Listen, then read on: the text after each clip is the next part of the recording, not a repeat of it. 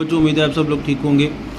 Today we are going to discuss about the different concept of acid and basis. It actually we describe the evolution of concept of what is acid and what is base, यानी कि कैसे हमारा ये जो acid और base को समझने का जो नज़रिया है, जो हमारी थिंकिंग है, वो कैसे मार्ज वजूद में आई। पहले क्या हमने समझा इसको, फिर सेकंड स्टेप पे हमने इसको क्या समझा, फिर मॉडर्न इसकी डेफिनेशन क्या है। तो ये सब हम स्टेप बाय स्टेप इसको समझेंगे। First of all RNS acid and basis concept actually it is provided or put forward by the Svante Arrhenius, a Swedish chemist. Swedish means Sweden में रहने वाला. Suggested that acid and bases may be classified in term of their behavior in water. ठीक है, ये हमने कल भी discuss किया था कि एक्वा सोल्यूशन। तो आरएनएस शुरू में एक्सप्लेन कर रहा था और इसने ये कॉन्सेप्ट दिया था कि एसिड और बेस दोनों को वाटर सॉल्युबल होना चाहिए। तो वाटर सॉल्युबल होने के बाद वो क्या करते हैं, उसकी बेस के ऊपर हम इसको एसिड या बेस कह सकते हैं। तो according to him an acid is that substance which dissociate in water to give proton. अब साथ वो H पॉजिटिव लिख रहा है और साथ वो प्रोटॉन कह रहा है। तो इस कॉन्सेप्ट को समझ लें कि ये जो हमारे पास हाइड्रोजन एटम है,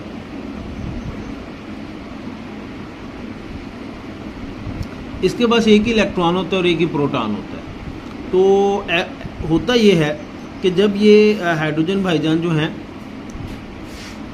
ये अपना एक इलेक्ट्रॉन लूज़ करते हैं तो इनके ऊपर पॉजिटिव चार्ज आ जाता है और रह जाता है पूरे एटम के अंदर सिर्फ एक proton. So that's why it is called proton. So और हाइड्रोनियम आयन, जब वाटर जो है वो हाइड्रोजन आयन एक्सेप्ट करे तो ये बनता है। सब typical Arrhenius acid are HCl, HNO3, H2SO4 और हाइड्रोजन साइनाइड। तो HCl वाटर में डिजॉल्व है, इसलिए एक्वस वाटर। ये रिएक्शन जो है वो रिवर्सिबल है।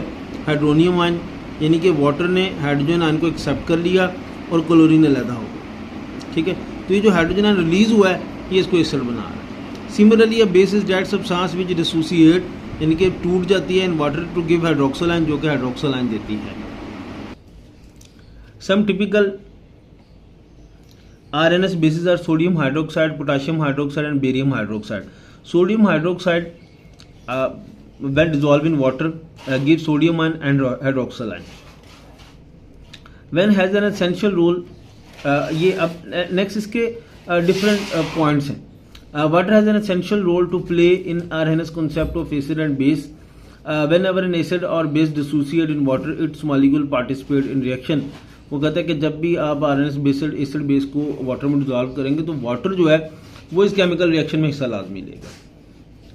And resulted proton and hydroxyl ions are produced।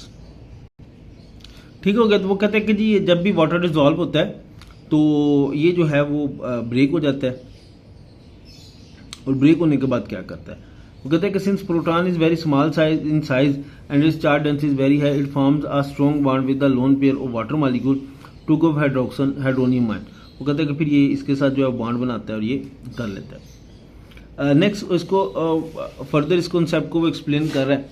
वो कहते हैं कि जो ये जो आपका आरएनएस कॉन्सेप्ट है also explain the process of neutralization. According to him when strong acid and strong base are dissolve in water they completely dissociate into ions. Neutralization में क्या होता है कि वो कहते हैं जी हम अगर स्ट्रॉन्ग एसिड बेस को पानी में डिसॉल्व कर दें तो ये किस तरह आपस में इनका रिएक्शन होगा। वो कहते हैं जी HCl जो है वो वाटर को साथ वो हाइड्रोजन आयन देता है, हाइड्रोनियम आयन और क्लोरीन बन जाती है। जो सोडियम हाइड्रोक्साइड ये बेस है, ठीक है, ये आपका एसिड है और ये आपकी बेस है। तो ये सोडियम आयन बनाएगा और हाइड्रोक्सिल आयन बनाएगा। अब नेक्स्ट स्टेप में ये होगा, नेक्स्ट स्टेप में एक्चुअली ये होगा कि ये जो सोडियम आयन है ये क्लोरीन आयंस के साथ मिलके साल्ट बना देंगे। लेकिन ये जो साल्ट है ये वाटर के अंदर ही रहेगा, मतलब ये यहाँ से बाहर नहीं निकलेगा, ये उसके अंदर ही रहेगा और वाटर तो वहाँ पर मौजूद है। तो जनरली हम ये कहते हैं कि जब आप एसिड और बेस को डिजॉल्व करते हैं तो एक दूसरे के प्रॉपर्टीज़ को कैंसिल करते हैं और एसिड और बेस जो है वो वाटर और साल्ट में कन्वर्ट हो जाता है।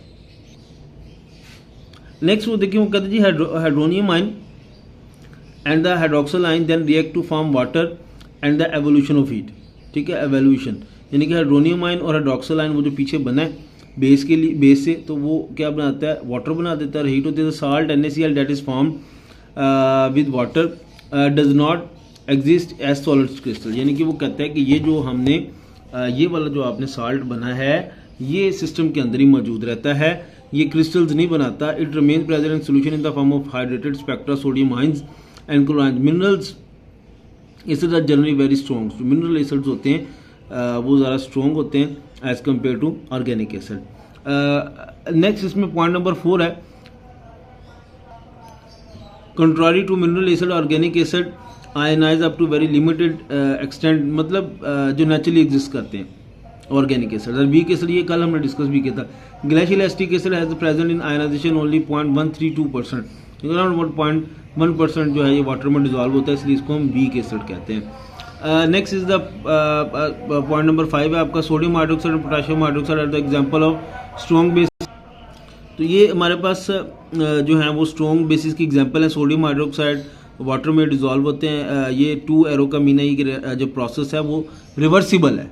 ठीक है, यानी कि सोडियम और हाइड्रोक्साइड आयन बनना है तो ये आपस में दोबारा मिलकर सोडियम हाइड्रोक्साइड भी बना सकते हैं। फिर हमारे पास एग्जांपल्स हैं जो है वो सोडियम हाइड्रोक्साइड, वो अमोनियम हाइड्रोक्साइड और aluminium hydroxide are the example of weak basis because they only partially ionize in water. तो ये जो है वो पार्शली आयनाइज होते हैं in water. So ammonium hydroxide, water, ammonium ion और हाइड्रोक्सल आयन। तो ये आज का लेक्चर था, अगर इसमें कोई प्रॉब्लम हो तो आप क्वेश्चन पूछ सकते हैं।